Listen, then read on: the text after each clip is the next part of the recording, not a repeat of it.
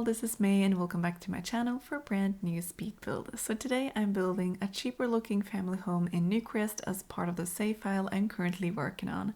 And as always, I do have a playlist up on my channel with all the builds I've done so far for this save. So if you haven't checked it out, make sure to do so after this video.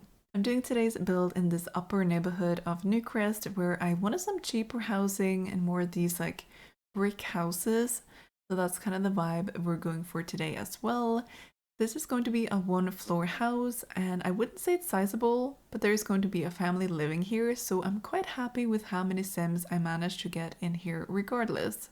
So there will be a single dad living here with his 3 kids, and I will of course get back to talking more about them later on in the video. I did originally start building this on the corner lot here, where the 2 roads meet, but after a while when I'm actually pretty close to finishing this, I switched this over to the lot beside it. So I was quite lucky the two sizes of the lot were the same. And the reason why I decided to move it was because I started another build.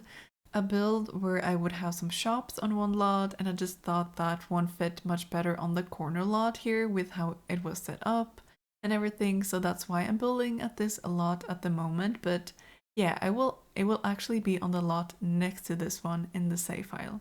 I wanted the exterior of this house to look realistic. It's actually going to look a bit similar to the other starter homes just up the street here with a similar brick and white siding combination. I thought that might be the theme these houses were made in for this exact area.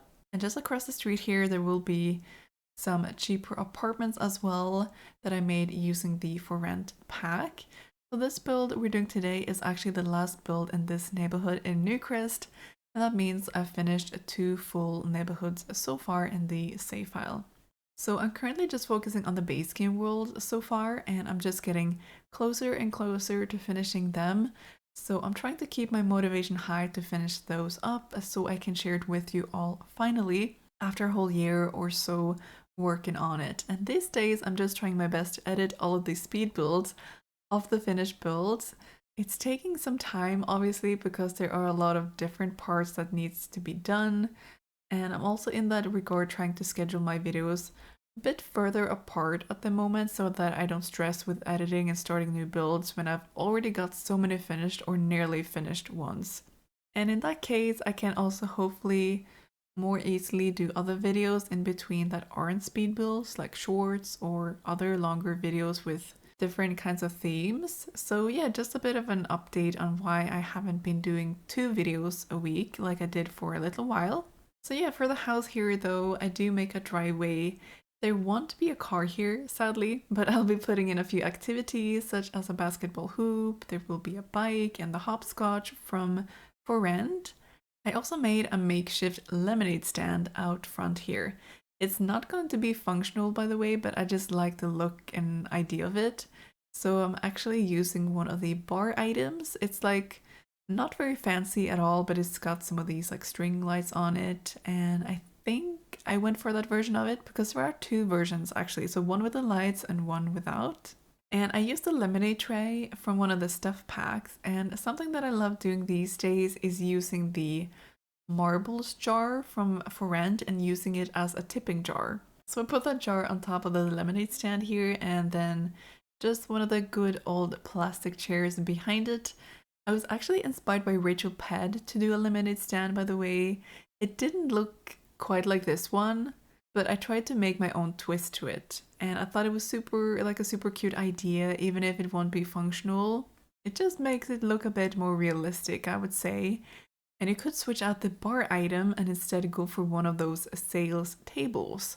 So we got a variety of them now across different packs, but if you pour the lemonade into the glasses using the tray here, you can actually, if I'm not wrong, you can place those glasses onto the sales table and start a yard sale. So technically that would be functional, as in you can sell the lemonade. I'm not entirely sure if kids can start a yard sale, but I do love the sound of it. And a yard sale just makes me think of maybe I should switch out the bar item here with one of those sales tables, because I think it would be fun to have a quote unquote like regular yard sale or a garage sale for that matter, selling like different smaller furniture from the house that they don't need anymore. So yeah, maybe I'll actually change out the bar with one of those just for the functionality and the variety of sails you can have, if you will. There is a fenced-in backyard to this house as well. I wanted lots of space for the kids to hang out and have fun outside. So there's a small grill for barbecuing, a table for outdoors dining on this like stone pathway, and on the grass area I added a swing set, one of these like toddler slides, and I actually made a sandbox where you can play in the sand and make sandcastles. If I'm not mistaken, you need the island living pack to make the sandcastles, otherwise I do believe you only need base game to actually play in the sand, like the children and toddlers can do that. Because I know for sure that the bucket and shovel I've placed in the sandbox, they come with debug in base game. But do correct me if I'm wrong though. I would just find it weird if it wasn't base game and those items came with debug in base game. But yeah, I love making my own sandboxes because for some reason we don't have any sandbox items in the game. But at the same time, it's kind of nice to have a more customizable way of making one. Just using one of the sand terrain paints and you're good to go. But if you don't know you can actually do that, it's a bit more tricky. But yeah, it just seems more family friendly with a sandbox, and they're a really nice addition to community lots as well, such as a park or cafe or anything like that, really. So just gotta get creative with it. And yeah, as mentioned, there is going to be a family living in this house. They are the Abraham family. We have the single dad, Tyrell, who is in the detective career. I don't think I have included anyone in the detective career in my save file, so there's a first for everything. He's actually not that high up in the career yet, though. I think I made him an officer, which is like level 2 or 3 maybe. So he might have worked as something else previously, or maybe he's just not got a lot of opportunities to get promotions yet. However, I knew I wanted a single dad in my save file. There will most likely be more of them later on as well, I'm sure of it. But we gotta have that variety and diversity. So Tyrell's wife, Tammy, she passed away in a house fire. I imagine that maybe they had a fire in their last home, which resulted in them having to move away. So I feel like they might still be pretty new in the neighborhood and this whole area, like Newcrest. So the kids don't really know anyone yet, and arguably there aren't too many kids in this neighborhood. But there is this apartment complex just across the street here that I mentioned earlier, and there are going to be 2 teens and a kid there, so maybe they'll bond with the kids living in today's house. I imagine that would most likely be the case, or they would obviously meet kids through school as well. Now that I'm already talking about the kids, we have got the teen Rex, who is a bit of a rebel at the moment, but he does have the gloomy trait. And he's already got this like snake tattoo in his arm, and this one I got off the gallery and it's by Mooncats on there. And you know, some piercings I think I added on him as well, like maybe a nose piercing or something. So he's a bit rebellious. He's not necessarily that interested in school and he's just acting out a bit, which is understandable given their circumstances with the mom passing away and them having to move away to a new place. So he might get mixed up with the wrong crowd, and Tyrell, the dad, might try to, I don't know, not really control his son, but get him on the right path at least. But I wouldn't think that's an easy task as a newly single dad with 3 kids and a job. But I think maybe Rex would get along really well with one of the other teens in this neighborhood. I actually can't remember her name right now, but it's one of the twins who's also in her more like rebellious era. Maybe they would run into each other while sneaking out one night, going to a party or something similar. And then we have Tia, the kid. She is a bit of a relaxed kid. She's a cool one. I'm using the new beanie from the Businesses and Hobbies pack, and I just think it matches her vibe really well along with the bigger glasses. She's also got some birthmarks on her, as you probably saw in her picture. So her mom used to have similar ones, so I thought it was natural for some of them to pass on to her kids as well. And I would say Tia is rocking them. I've been wanting to use some of the birthmarks for some of my Sims for a while, and that goes for the vitiligo as well. I haven't got the chance to use that yet, but I will make sure to use it in the future for another household. So Rex and Tia, they share a bedroom actually. So I put in a bunk bed in there. I know it's not the most spacious room, but it was the bigger one out of the 2 kids' bedrooms. So they share a bedroom, and then the toddler Isaiah, he has an entire room for himself. Despite the situation, Isaiah is still a ray of sunshine. He's got the silly aura to him, and he's definitely brightening up the family's mood. I would say he's just got that effect on people, really. So that's a bit about the household that's going to live here.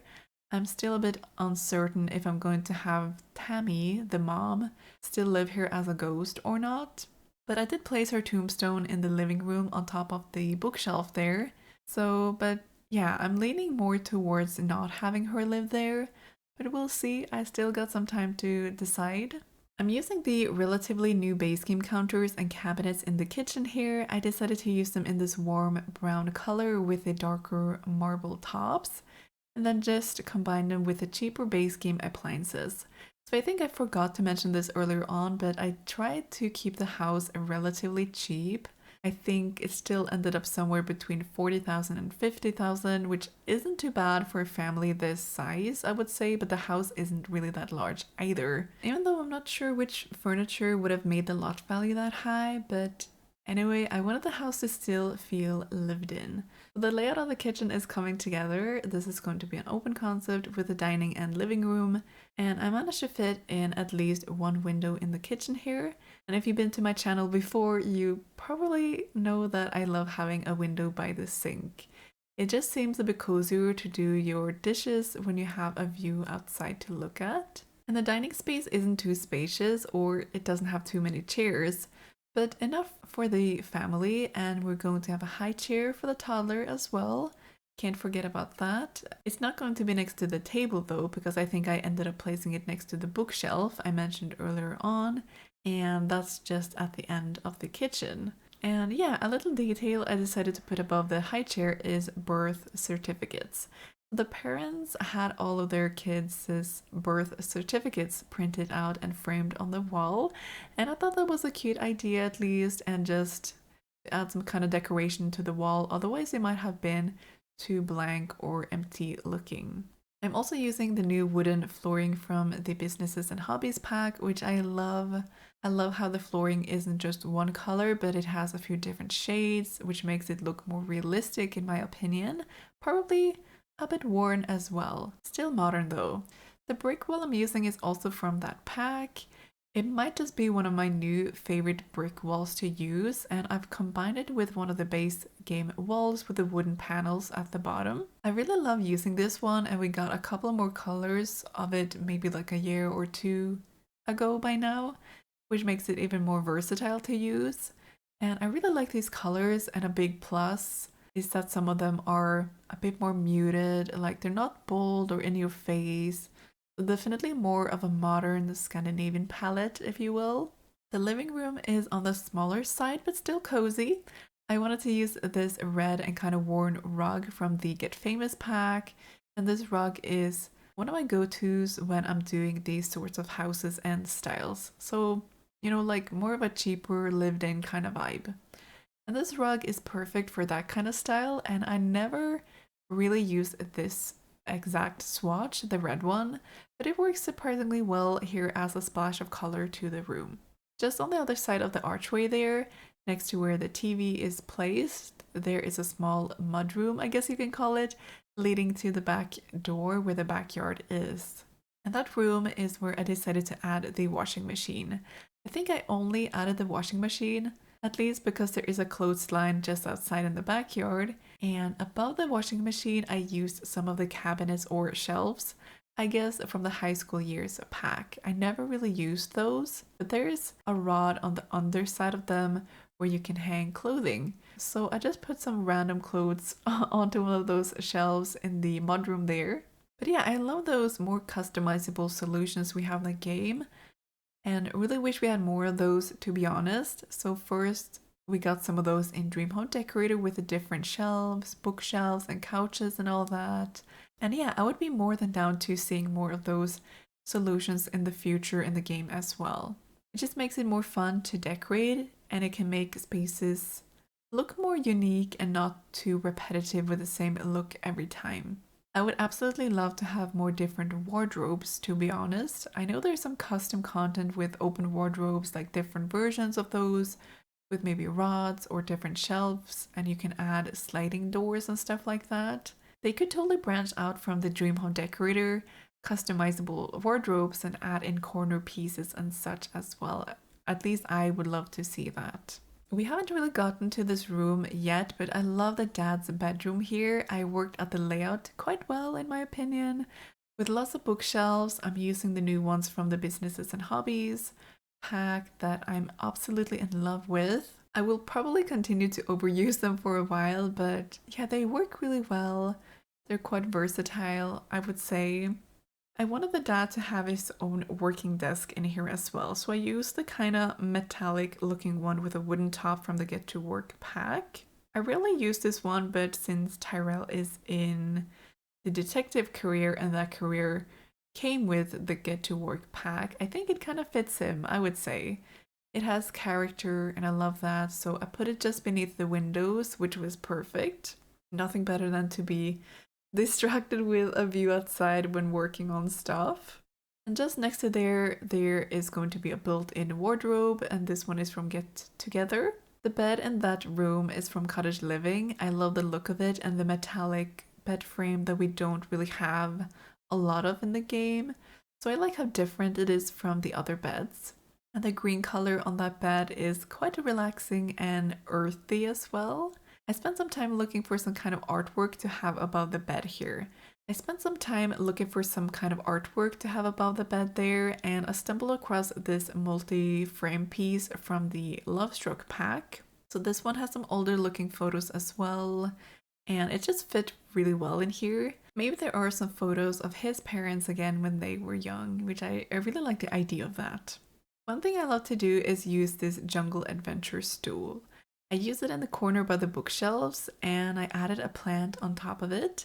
90% of the time I go with this base game plant. It just fits perfectly on top of there and it's got a bunch of green leaves, so it adds some life to the space.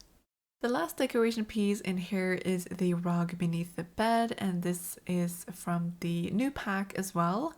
I'll definitely start using this one along with the one in the living room, the Get Famous one, because they give off very similar vibes, except the bedroom one has quite a few different swatches. Some of them are more retro, some more colorful and bold, and some more neutral ones, which I think is a great variety for a rug. The bathroom you saw earlier on in the video, there is only one bathroom to be shared among the 4 Sims living here.